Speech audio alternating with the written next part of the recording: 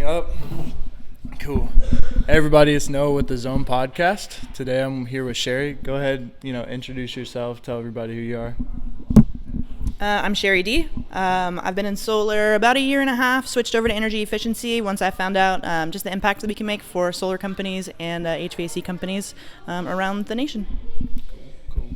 So going into a little bit of that with solar, so what's kind of your story, like kind of your origin story behind everything getting into solar? Yeah, it's like a supervillain origin story. What? Supervillain? The villain's more interesting. Okay. So I went through a divorce. Long story short, went through a divorce. I didn't have really any idea what I wanted to do for work. The internet said I could make a lot of money in solar, so I was like, all right, I can sell that. Started with Sunrun, worked there for like 10 minutes, did not like it. A friend of mine owned a sales org in Las Vegas. And shout out to Bree and Jeff at NRG Experts in Vegas. They're the most amazing. But she basically said, hey, come join my team. I'll pay your bills for a couple of months while you figure it out. And like, if you love it, stay. If you hate it, you can go. And I pushed through 71 installs with her team that first year. That's awesome. Yeah, not a lot of people can actually say that they pushed through that many installs in their first year. Yeah. That's pretty nuts. So did you figure out that it was a pretty good like training system, or like what do you think brought that success out? That's a good question. I would say the culture. It was impossible to fail with this team, like immediately. And I did my best to fail. I went into my first presentation, and my senior vice president was with me. And the homeowner asked one question, and I'm like, he'll be happy to tell you. And I slid the whole laptop over to him, and I just shut up for the whole presentation. It was awful. I was terrible. We got out into the street, and he was like, I don't know what just happened, but like that's never going to happen again. I'm like, okay.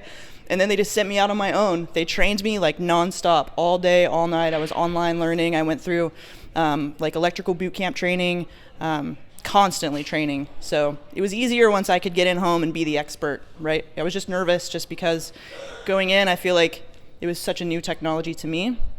But honestly, the systems were set up well. Like just the way they ran their business literally made it impossible to fail. So a lot of people end up saying like the way they ran their business, right? So a lot of people end up saying that knocking and actually getting the appointments is the hardest thing. Closing, once you're in the house, it's pretty easy. Yeah. So did they have like a lot of online appointments, or did you have to knock to get your own, or did you have like a team? Like how does that work? Yeah, so it was multifaceted. So they had door knockers. We were expected to self-generate, but then they also had this amazing phone room, and the phone room set the most magical appointments I think I've ever walked into in my entire life, right? Like I could literally just walk up to the house and say like, I'm the expert that you've been expecting.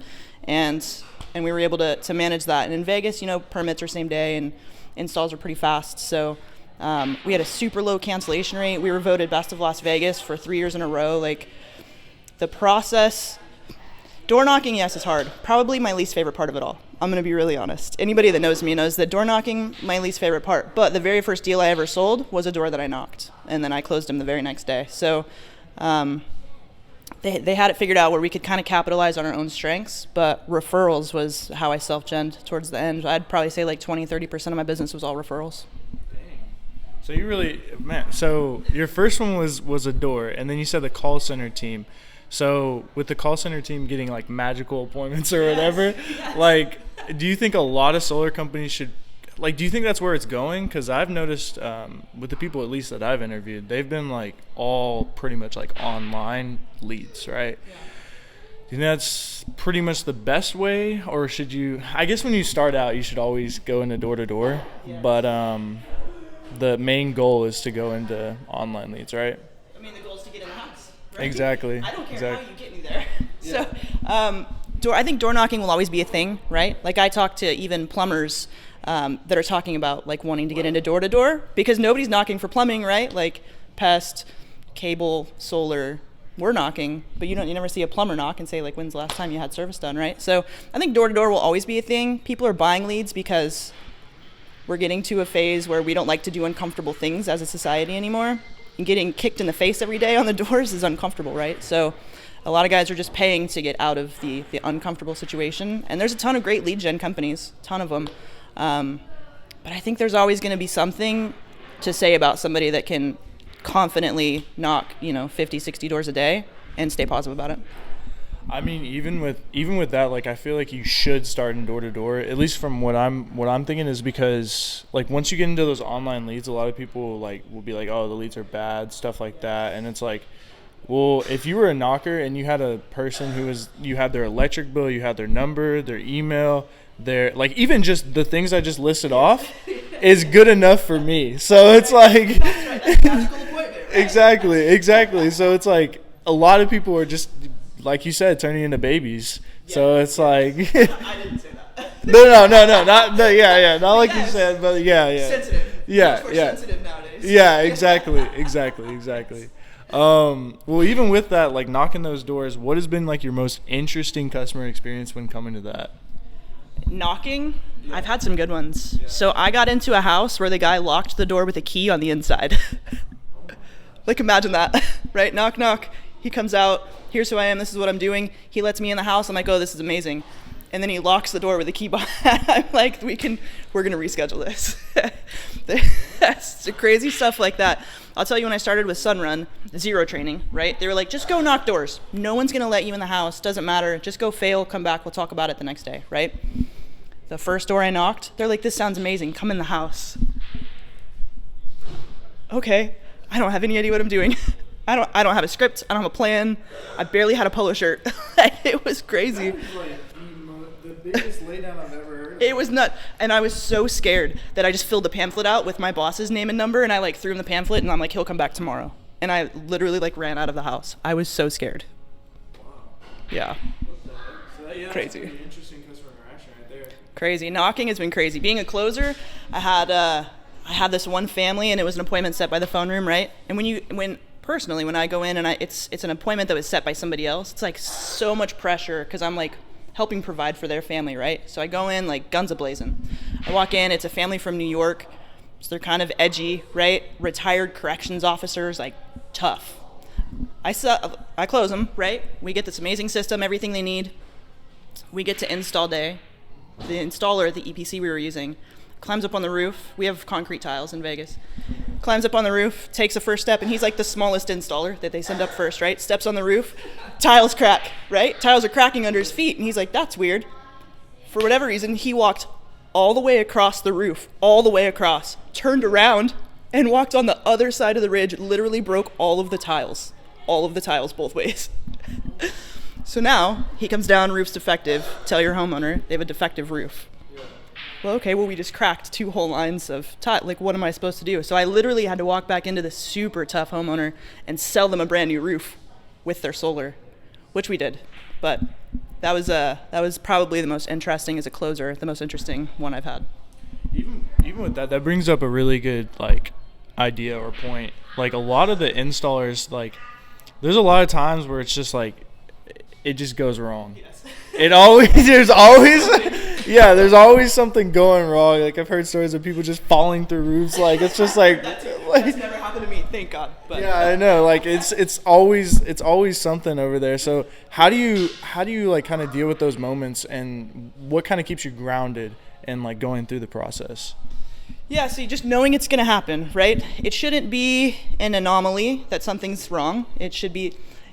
I should have seen it coming in advance. Like I take a lot of responsibility for that. I would always, we did a lot of our own site surveys, right? So understanding what the electrical looks like and understanding what that means to the homeowner.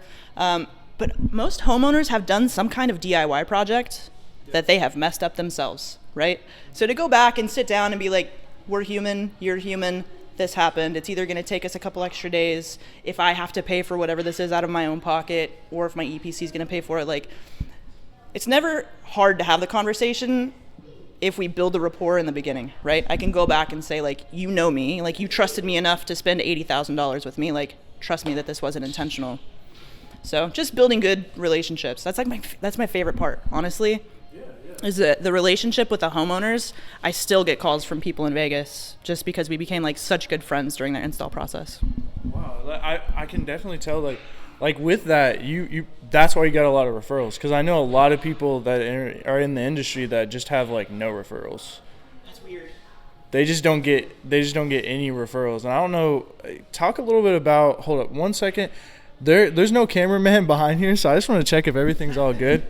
All right, yeah, we're all good.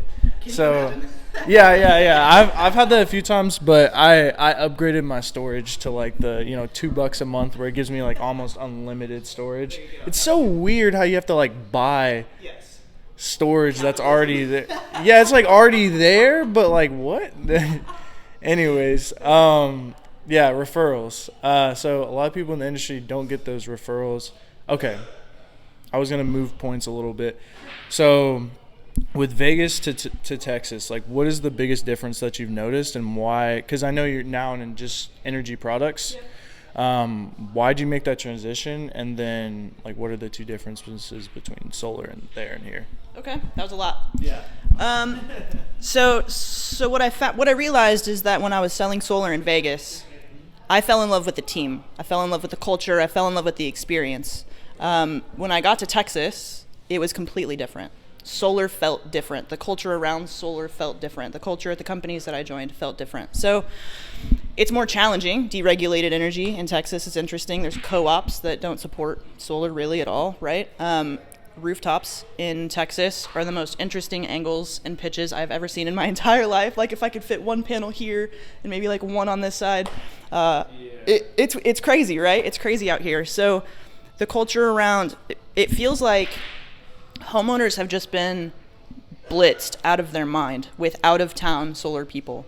Everywhere that I was at, I won't talk about everywhere in Texas, but everywhere in North Texas where I knocked, big companies had sent in teams that didn't care about the neighborhood, right? And they're just sick of it. Like Texans are very proud of their home and of, their privacy, and it was tough. So I really had to put a lot of thought into, I was mentored by the top people in solar, right? And I was literally like questioning every life choice I had ever made when I got out here. I'm like, this is crazy. It's not what I expected. So I met Will Geist, who owns EcoStella, Madison Energy, a bunch of other companies. And what he's able to provide solar companies kind of gives me the best of both worlds, right? So switching into an energy efficiency product that is catered towards serving solar companies, reduce cancellations, increase offsets, it gives me the ability to like maintain the friendships and the relationships with the solar companies that I have while still serving homeowners kind of in the same way, right? Okay. So serving those homeowners with this new energy product, can you kind of go a little bit deeper on that? Like I guess you were saying friends with most of the solar people around you. Yeah. So do you pass out a lot of referrals? Like how does that work? Referrals for what? Like for them getting set up. Like, for solar, do you still put in solar deals when you do those? Or I do. You do. pass them off? Oh, okay. I do, yeah. So depending on where the deal is, I will always use my sales team in Vegas for anything that I have coming through in Vegas. I've sent a few through already. In Texas, so we work with Texas Solar. EcoStella works with Texas Solar, which is obviously the largest installer in the state of Texas, right? They provide such an incredible experience to their homeowners. It wouldn't make sense for me not to use them as an installer out here. Okay. But just because so I was involved with the Solar Academy and a few of the speakers that kind of traveled around and helped people learn how to be better sales reps. I was able to focus on helping people kind of around the country learn to be more effective in their first year in solar. So that gave me the exposure to a bunch of different solar companies, right? So it's nice that now I can reach out to them and help them grow their business without being in the sales team with them, right? I got an interesting question for you that I'm thinking. So a lot of people, when they knock for solar, like there's different pitches, right? So there's like the energy efficiency pitch, there's the, straight up solar pitch, there's stuff like that. Did you use like a different pitch at the door when you were in Vegas, and then you came down here and used a pitch at the door and it was like night and day? Yeah, so Sunrun had a specific pitch that we had to use. It was the like the meter pitch, right? Everyone knows that one. I'm sure it came from Vivint, probably. In Vegas, we had a pitch, but it was more of like building rapport. So Vegas is so saturated that they've had their doors knocked about 1 million times, right? So if you use the same net metering pitch or whatever, they're going to kick you right off the doorstep. So does it revert? It reverts back to straight up solar? Yeah. Yeah. There are times where I've walked up to a house and I'm like, you've got a great roof. Like, why haven't you gone solar yet? Like, you could just tell by the vibe of the person that I'm not going to get anywhere. So, I mean, sometimes I would pitch the lease on the door, right? In Texas, I would pitch the lease a lot, right? Like, you don't maintain the power pole in front of your house. Like, why would you be responsible to maintain your solar system? And it's different. Not a lot of people out here pitch the lease on the door. Yeah, a lot of people in general, there's like a weird space in the solar industry where they're like, I don't want to sell leases at all. And I just want to sell ownership, and they feel like they're like not doing the homeowner right if they sell a lease. What do you kind of say about that? I just think it's a lack of training. I think it's a lack of training. I think it's super easy to say you own it, like you own your house, you own your power, right? It's super simple to train 11 billion sales reps to go say that, and it's safe, right? But teaching someone the nuance of a lease and what happens if you sell your house, or what happens, like, I just think it takes more training, and I think guys shy away from having to train specific things. Same as the tax credit, right? I'm not a licensed CPA, right? All the nonsense. Like, it's just easier to train them to do that stuff than to actually train somebody on what it means to receive a tax credit. You think you should become a CPA when going into solar? Listen, there's a lot of very, very capable, strong-willed men and women that are going to get this industry regulated, and I think it couldn't come any faster than it is. You may not have to be a licensed CPA, but like, you should be good at math, right?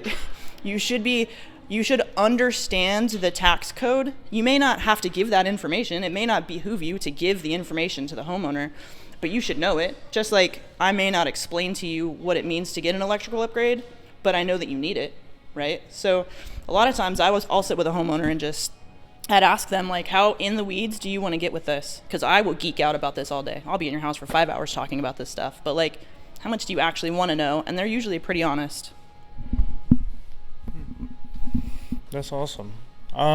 So with my kind of last point, like, how do you use, where's the tech that you see moving in the future for even energy efficiency? And what can you like geek out on right now? It's monitoring the amount of power you're using. I think when we're talking to commercial clients, even about energy efficiency, the very first question is like, how do I track it, right? So I think stuff as simple as a thermostat that doesn't have sensors to put around your house, like, it just doesn't make sense, right? Yeah. Your thermostat is always in the world's worst place. It's next to a door, or it's by your garage or somewhere, right? So that's why, like, one of your rooms is always going to be colder, because your thermostat's pumping to get air in your house, but it's because it's next to a door that's always open, right? So homeowners are starting to understand that it's not tricky to track where their power is actually being used. And I think with the focus of renewable energy and how much they're hearing about the consumption, I think now it's a hot button for them to track exactly what it is, because they're having 5 solar companies come in and say, you're using this many kilowatt hours, you're using that, and we're all going to say a different number, right? And whether it's just lack of training or we have different information, homeowners are savvy, right? So I think they're going to be able to start building their own systems online and just double checking with a human. I think it's going to start cutting some people out, but from what I see, it's tracking energy consumption right now. Okay, so with the tracking of energy consumption, okay. With that, like, people getting into solar right now, where do you think they should start out? And then, where do you think they should start out if they're looking at getting into solar? Yeah, that's a good question. I would say learn absolutely everything you can about it, right? So spend your 8 hours knocking or whatever it is that your company is going to ask you to do. But join groups like the Solar Academy or Solar Objections. Join groups that are full of experts that are just willing to give free information. Some of the things that first-year reps miss are points in their contract, right? Go through your contract and understand exactly what the company that you're joining is expecting of you. And just make sure, I would say, as a first-year rep, whether you're knocking or you're coming in as a closer, spend every waking moment outside of your business hours learning about solar, learning about the neighborhood that you're serving, learning about the future of the industry. Do everything you can to train yourself, because there's no better way to be confident in front of a homeowner than to know exactly what they're going to be asking you, right? Like, people in Texas ask about NEM3 in California because they see it on the news. If you just don't know, then how can they trust you with anything else, right? So I would say, as a first-year rep, literally sleep 4 hours a night and spend the rest of your time training on solar. We talked about that when you pretty much came in, not that specifically, but like how much sleep you're getting. A little bit before then. Like, what? How are you alive? I don't know. A lot of caffeine. I have 2 C4s in my truck right now. It's a lot of caffeine. What's crazy is that I was just talking to Will about this. Like hashtag no days off is a real thing. Like he says this all the time. When your job is winning, you don't take time off, right? We just win. And what's crazy is that knowing that we can serve the industry and serve homeowners with what we have now, knowing we can do it commercially, knowing that we have this way to make the process easier, like, I don't want to say I don't get tired because that's crazy, right? But like just staying disciplined, getting a workout in, like drinking water, like I love every minute of what I do, and I don't know, like I take small naps. So like with somebody first start, like where did that foster? Like, cause I'm curious as to see, cause a lot of people that I interview, there's something like in their childhood or something like that kind of propels them forward. Even for me, like I know even from the time I was little, I would be at the park like going up to the new kids and being like, Mom, what's his number? Let's go ahead and talk to him like later. So it's like I feel like I never have been like people watching like the older cats that were just used to, like this one guy who just owned a roofing company and he just had online leads and stuff. He went out knocking with me and he's like, dude, you're ballsy. And I'm like, I don't know. I just like go ask for their number. So like, where do you think that fostered in you to like go like further? Yeah. So my dad worked at a company where they would move him to an organization or one of their locations to kind of clean house and build new teams. So we moved a lot. We moved all over the country. I went to like 20 different schools. We moved a lot. So I had to learn how to make friends very quickly, right?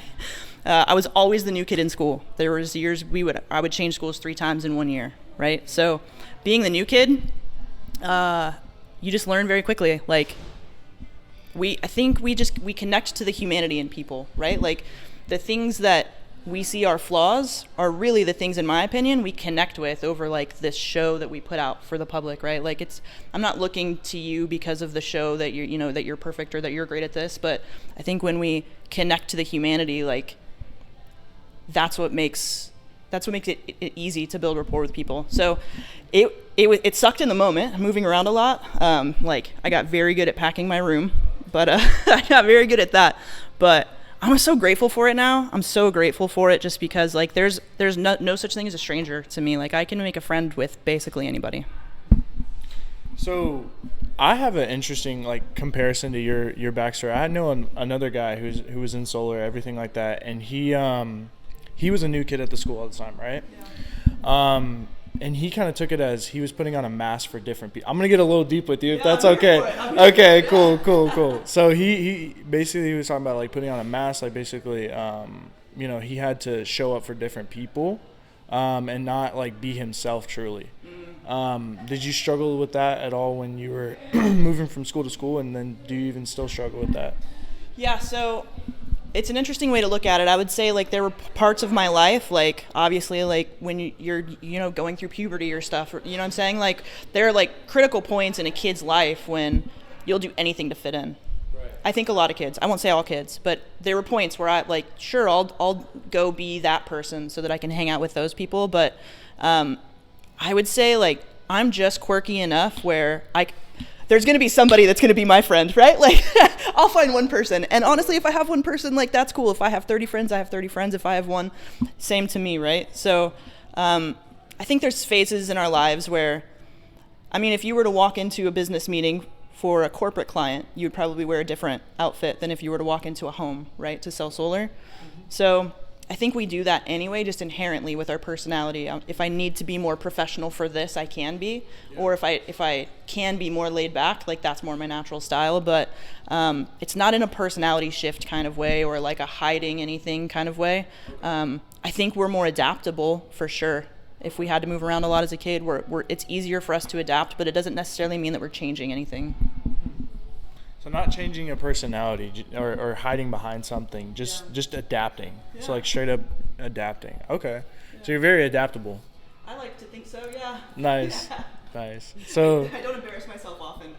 I find time, but I don't embarrass myself often in a room. wow, okay. That's awesome. Shoot, that's a good skill. What the heck? I didn't ask for it. I mean, I would want that skill. Come on, hang out with me. Okay, I'm down for it. So, other than that, like we're getting close on time. So one last question with like tech and everything like that. How do you use AI in your business or even automations and stuff? We don't. You don't use any. Don't. Okay, cool. Do you think? Maybe on the back end Will does, but Okay. I don't. Okay, so do you think that's where business is going a little bit? Is with that AI? Yeah. So I'm sure my operations guy would be much better to talk to about this because he lives and breathes AI. So he's planning something, I'm sure, for our organization. I think that we're already using it, right? Like our Google search is all led by AI. Like everything's led by AI already. I don't have a ton of experience in it, but I mean, what do you think about like texting people through AI? Do you think that's like, because there's a little bit of like a less of a human connection, and not of, because they are getting really really good to the point where like you can they're indistinguishable from each other. yeah. And do you think that's a good thing for the sales industry, or do you think that's like I don't know? It's tricky. I think it's tricky. Can you be beaten by a computer, right? Like that's the question. I think there's going to have to be some sort of human element for a while until it gets trained. But yeah, I mean, I think sales is going to get real tight for sure for salespeople. But honestly, like I think salespeople are also so adaptable. Good salespeople are also so adaptable that we can find a way to work in conjunction with it, or join the ops team. Right? I mean, I think people with AI, I don't think it's humans versus AI. I think it's more humans without AI versus humans with AI. Because at least in my experience, I mean, all these videos get edited by AI and then they get put through, but I still have to go in and color. Like, okay, the best way to kind of describe it is you have the AI builds a coloring book for you, right? Yeah. And then you fill in the lines. So I feel like that'll be what our relationship is like with it. Yeah. That's interesting. Yeah, so we're getting close on time. So I'm gonna go ahead. What's your final things you want to say? Like what can we expect from you in the future? Man, we're blowing everything up right now. So solar industry, look for us, EcoStella. We're here to help you guys. We have an event on August 23rd. I don't know when this is going to come out, but August 23rd, we're going to have an event out here. We're going to have Wade Turner from Texas Solar teach us some about his genius. This man is one of the most brilliant men I've ever met in my life. Will is going to be speaking, of course, about all of the different aspects of the different businesses that he has and how we can help solar companies grow. A lot of great guys. So look for that event for sure. Hit me up. I'm at Sherry D on Facebook or the Sherry D on Instagram. But man, just look for us. You're going to see us literally everywhere on social media for the next 5 years. Promise. Nice. All right, that's been a wrap. I'll go ahead and catch you on the next one.